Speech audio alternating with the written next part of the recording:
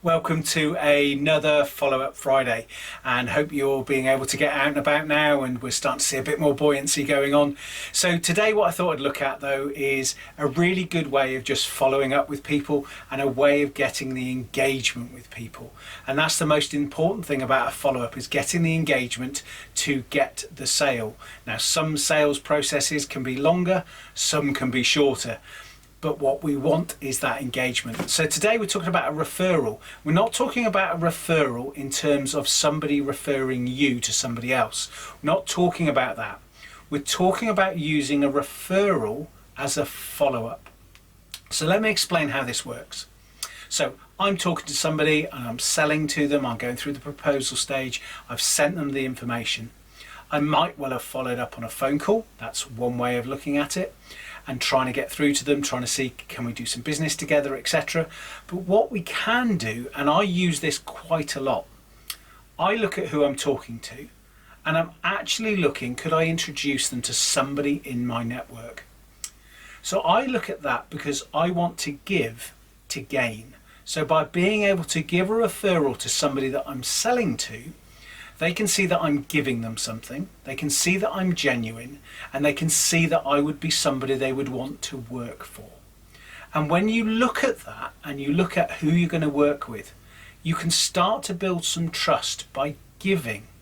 So if you look at referral, and I actually did one this morning, I actually did a referral to somebody that was talking to one of my clients where I knew there was synergy. I knew actually the two of them talking together would be a really good thing to do.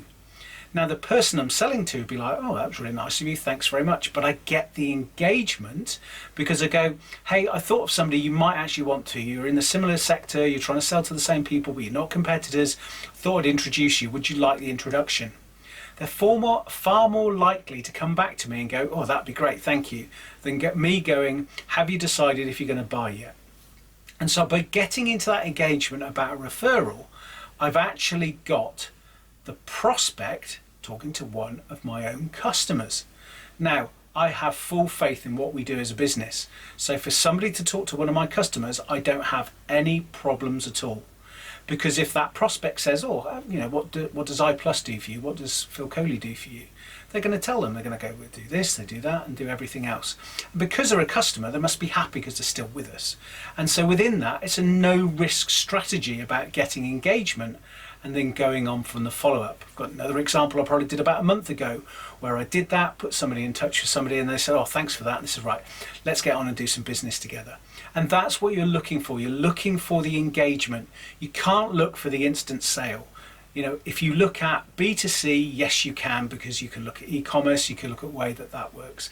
In a B2B setting, of course, it's going to be different.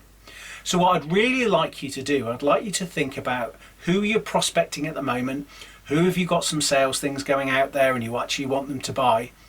Can you introduce them to somebody? Can you do a referral to your prospect, which starts to build some trust and starts to accelerate your sales process?